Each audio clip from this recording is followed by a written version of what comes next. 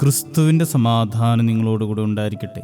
വചനകിരണത്തിലേക്ക് ഏവർക്കും സ്വാഗതം. കുന്നിൻ മുകളിലെ പുരാതനമായ ദേവാലയത്തിൽ നിന്നും മുഴങ്ങിയിരുന്ന മണിയുടെ ശബ്ദം അതിമനോഹരമായിരുന്നു. പ്രഭാതത്തിലെ മണിമുഴക്കം കേട്ടാണ് ഗ്രാമവാസികൾ ഓരോ ദിവസവും ഉണർന്നിരുന്നത്.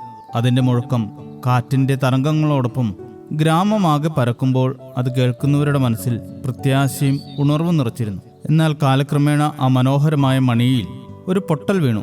അതോടെ മണിയുടെ ശബ്ദം വലിയ മാധുര്യമില്ലാതെയും അരോചകമായും അനുഭവപ്പെട്ടു. ആ വിള്ളൽ കാരണം പഴയ മധുരമായ നാദം നഷ്ടപ്പെട്ടതിനാൽ ഗ്രാമവാസികൾ ആകെ വിഷമത്തിലായി. എങ്കിലും ദേവാലയത്തിലെ പുരോഹിതൻ ഒരു പൊട്ടൽ വീണുവെന്നോ ഒരു വിള്ളൽ ഉണ്ടായെന്നോ കരുതി വിഷമിച്ചില്ല. മറിച്ച് ദേവാലയത്തിൽ ഒരു പുതിയ മണി ഉണ്ടാക്കാൻ തീരുമാനിച്ചു. പുതിയ മണി ഉണ്ടാക്കിയത് പഴയ മണി ഉരുക്കിയാണ്. പഴയ മണിയെ അഗ്നിയുടെ ചൂളയിൽ ഉരുക്കി ശുദ്ധീകരിച്ചപ്പോൾ അതിലെ പൊട്ടലുകളും വിള്ളലുകളും അഴുക്കുകളും എല്ലാം നീക്കം ചെയ്യപ്പെട്ടു. അഗ്നിയുടെ ശോധനയ്ക്ക് ശേഷം ആ ലോഹത്തിൽ നിന്ന് തിളക്കമുള്ള പൂർണ്ണമായ പുതിയൊരു മണി പിറവിയെടുത്തു. പുതിയ മണിയിലും മനോഹരമായ ശബ്ദം കേൾക്കുവാൻ സാധിച്ചു. അതിൻ്റെ മധുരമായ മണിനാദം വീണ്ടും മുഴങ്ങിയപ്പോൾ ഗ്രാമവാസികൾ പഴയപോലെ സന്തോഷവാന്മാരായി.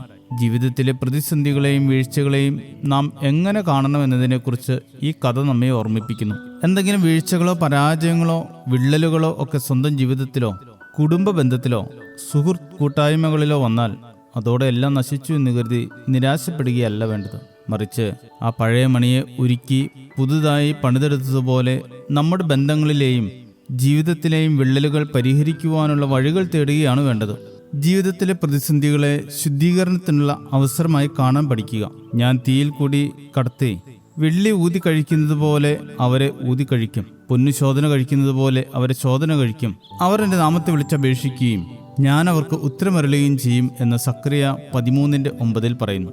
അഗ്നിശോധനയും കടുത്ത പരീക്ഷണങ്ങളും വിള്ളലുകളുമെല്ലാം ശുദ്ധീകരണ പ്രക്രിയയുടെ ഭാഗമാണെന്ന് നാം തിരിച്ചറിയേണ്ടിയിരിക്കുന്നു. ചെറിയ വീഴ്ചകളും വിള്ളലുകളുമൊന്നും സംഭവിക്കാത്ത ആരും ലോകത്തില്ലെന്ന് മനസ്സിലാക്കി നിരാശരാകാതെ പുതുക്കം പ്രാപിക്കാൻ തയ്യാറാവുക എന്നതാണ് പ്രധാനം. അപ്പോൾ അശുദ്ധതകളെ നീക്കി എല്ലാവരെയും സന്തോഷിപ്പിക്കുന്ന മനോഹരമായ മണിനാദം പുറപ്പെടുവിക്കുവാൻ നമുക്കും സാധിക്കും. ശുഭദിനം നേരുന്നു.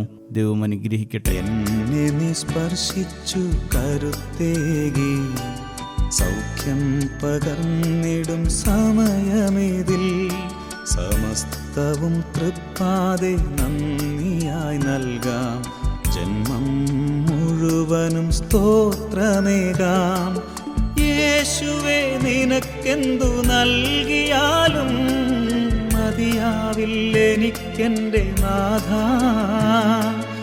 യേശുവേ, നിനക്കെന്തു നൽകിയാലും മതിയാവില്ലെനിക്കെൻ്റെ നാഥ.